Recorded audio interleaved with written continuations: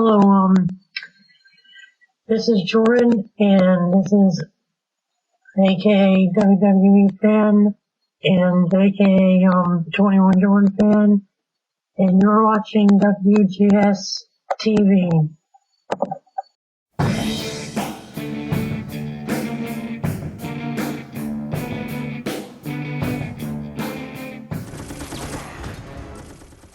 Hello everyone and welcome to another installment of WGS-TV right here on YouTube.com/WrestleGamer and ZFX-TV. I'm Double D Billy Boudreaux, and this is going to be my Impact Wrestling review for the week of November 22nd, 2012. I'd like to start off by saying Happy Thanksgiving to everybody out there, one and all. I hope you guys had a great turkey day today. You know, got all the trimmings, the stuffings, all the good food. And I'm going to go ahead and let you guys know because, you know, I know it's an off-kilter subject. It's an off-kilter topic from what I'm going to be talking about for the majority of this video. But what I would like to know, in addition to your thoughts on Impact tonight, guys, is what was your favorite thing about Thanksgiving dinner? When you sat down at Thanksgiving today, what was on your plate? What's your favorite thing to eat at Thanksgiving?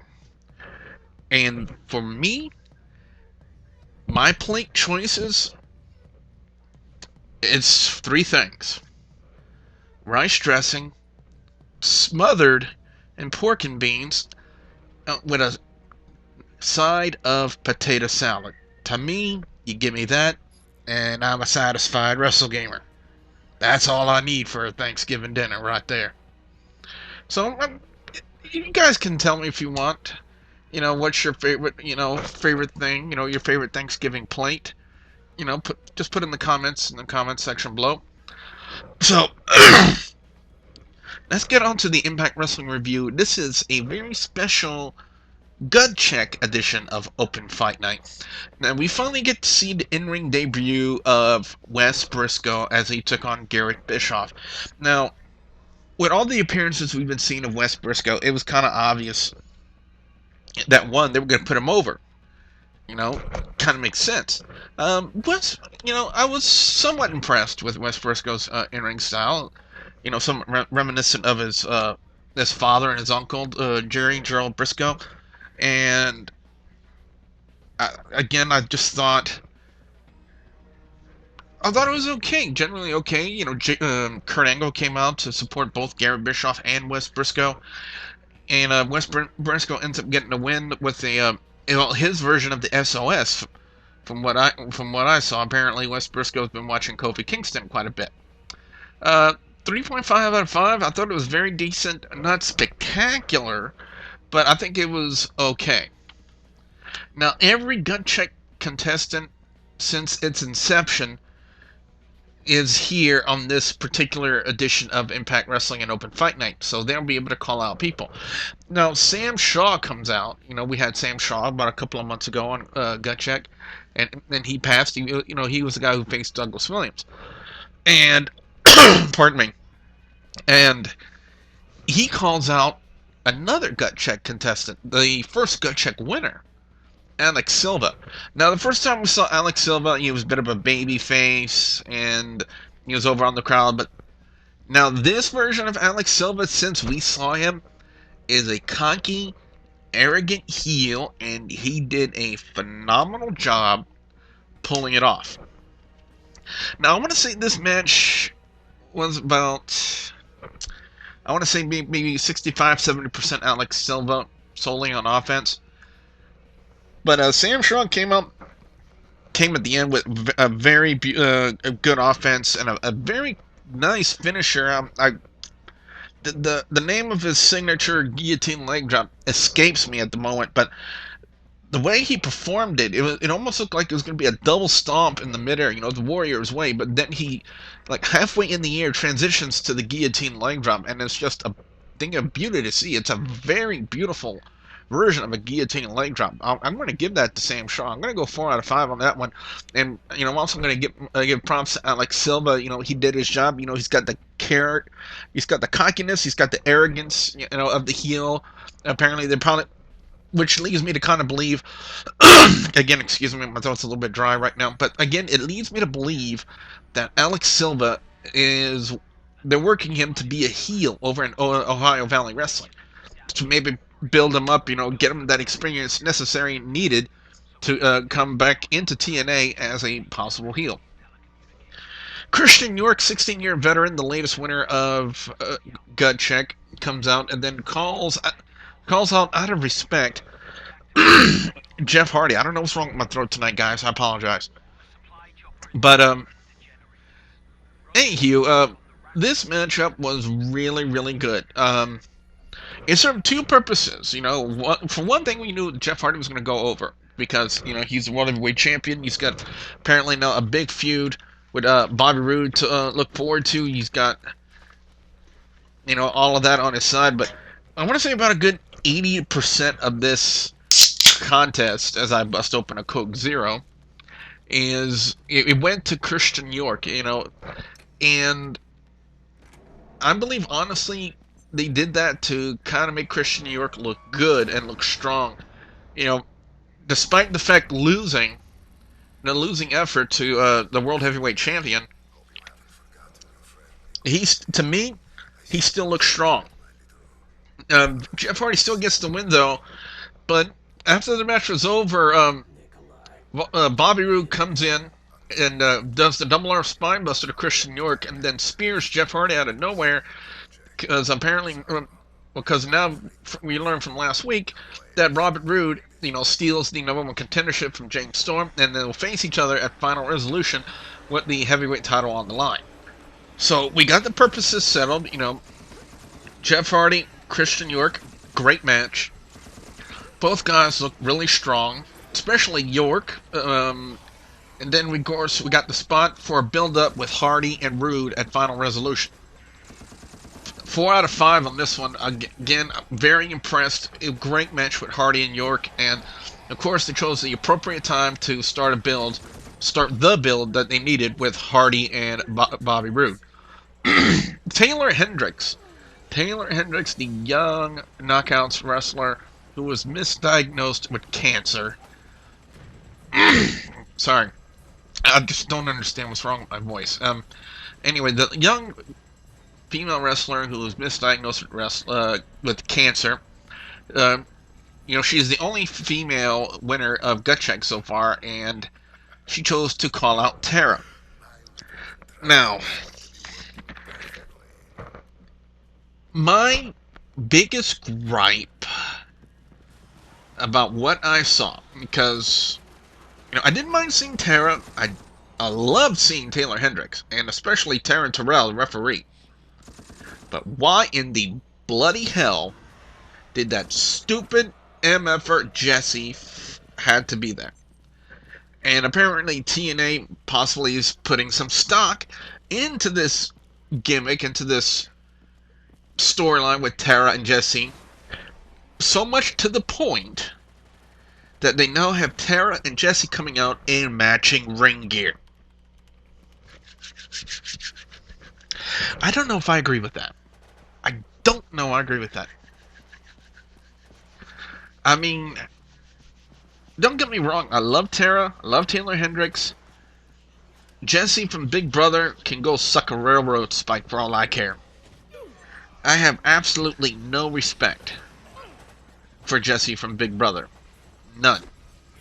And I'll probably get some hate comments about that, but seriously, how many people on YouTube are actually fans of Big Brother? Give me a break. I mean, I just don't see the appeal of reality TV. I just don't. I tried to watch Survivor, hated it. Tried to watch 1 or 2 episodes of Big Brother because Sid Vicious's son was on the show, from what I gather. And, out of respect for that, I just watched 1 or 2 episodes of Big Brother, and then I wanted to hang myself. Because it was just so god-awful. So, You know, if your claim to fame is that you're on a reality TV show, then you need to seriously reevaluate your priorities in life. The Turkey Bowl, the ever-famous TNA Turkey Bowl. For those of you who are interested, Taylor Hendricks, by the way, looked really good in the match-wise concerned. So did Tara, and of course you have to have the usual interference from Jesse. But of course you're going to keep your Knockouts champion over on the new girl, and but I still think Taylor Hendricks in her outing looked really, really good. I mean, she was getting over on the crowd. She's gorgeous. And Tara, hot as always, but the thing with Jesse is just the only thing that I don't like. I'm going to give it a 4 out of 5, but just because of Jesse being up there, 3. The Turkey Bowl is back. Yes, the ever-famous Turkey Bowl, where the loser of the match has to don the turkey suit. Last year's loser was Robbie T, and he had to wear the turkey suit.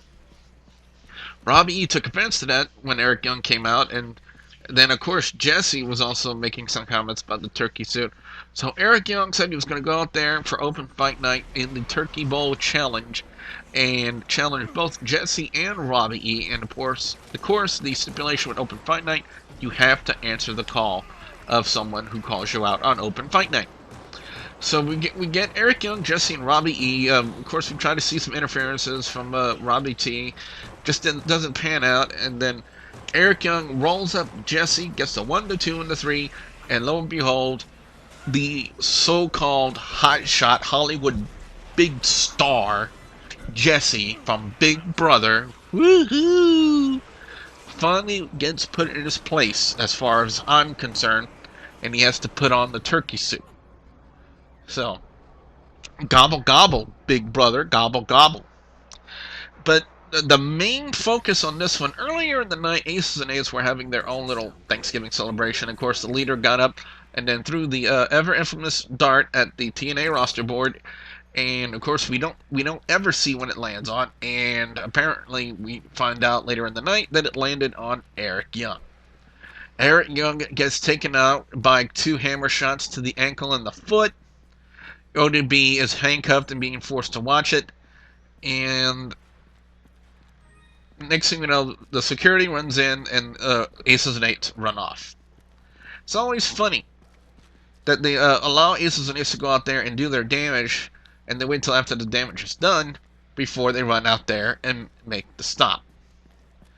4 out of 5 on this one, just because we get to see Jesse in the turkey suit and finally being put in his place. Kazarian calls out AJ Styles in a very good, very nice match between these two guys. I guess it was a setup to the build between AJ Styles and Daniels at Final Resolution. I'm very impressed. You know, you can expect only the best when it comes to AJ Styles and Kazarian. You know, just as good as AJ Styles and Daniels will be at Final Resolution, Styles and Kazarian was just that good. I was very impressed. It was very entertaining. Styles gets the finish with the Pele kick to the back of the neck of Kazarian. Yeah, you heard me right. And gets the Duke. 4 out of 5. Again, very entertaining match. Can't say really anything bad about it. Then we have Austin Aries. He wants to call out Hogan. And he wasn't specific until he actually said Brooke Hogan. Now, it's something I kind of addressed on one of my previous Impact reviews. I believe it might have been on last week's previous Impact review. I was kind of talking about, you know, the little nuances of seeing Bully Ray together with Brooke Hogan. You know, we just don't know, you know, maybe it was an insignificant meetup, and then I re-look at the footage from last week's, because they aired it from last week's Impact, and Brooke Hogan actually had her foot up on Bully Ray's knee, you know, her leg, you know, kind of seductively in that sense, and I'm thinking, Bully. And, you know what, I'm going to give credit where credit's due, because he said it, not me. The Studley Man Ashley. He said, Bully Ray has now become TNA's Triple H, sleeping with the boss's daughter. He said it, not me. So, direct your hate towards the Studley Man Ashley. Or give him his props. Because that was actually a very good, I guess, comparison. Analogy, in a sense. Austin Aries keeps making comments about, the supposed affair happening between Austin Aries and Brooke Hogan, which prompts Hulk Hogan to come out. But as Hulk Hogan is making his way to the ring when his music is playing, Bully Ray runs out of nowhere to the ring and runs Austin Aries off.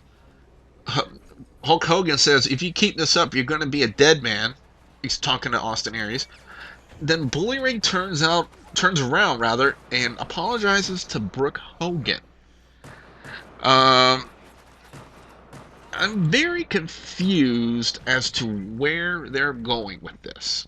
Very confused, because I really don't know what to say, because I really don't know where TNA's taking this. I really don't know.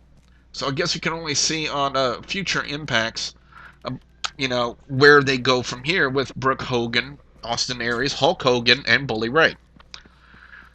Overall score on Impact Wrestling this week, it's going to get a 4 out of 5.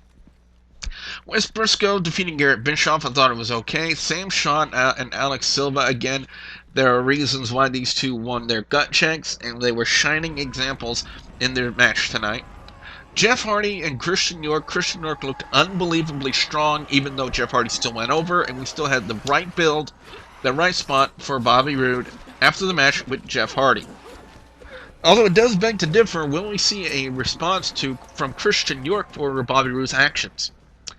Tara and Taylor Hendricks. Taylor Hendricks looked really great. Again, TNA has the hottest women's wrestlers. I said wrestlers, not divas. There was a difference. Now, Eric Young has kind of been written out of the storyline because of the actions of Aces and Eights, so who knows how long he's going to be out. AJ Styles and Kazarian. Again, it was a great match. Very impressed with Styles and Kazarian. And then, of course, the ending with Austin Aries, Brooke, and Hulk Hogan, and Bully Ray, this situation. I really don't know what to think. So I really don't know where TNA is going to be taking this from here. But what I do want to know is, what are your guys' thoughts on Impact Wrestling this week? Be sure to put your comments in the comment section below. Don't forget to like and favorite this video. And don't forget to please subscribe to youtube.com/WrestlingGamer and youtube.com/ZFXTV Network. So with that being said, I'm Double B Billy Boudreaux saying thank you very much for watching and have a happy Thanksgiving.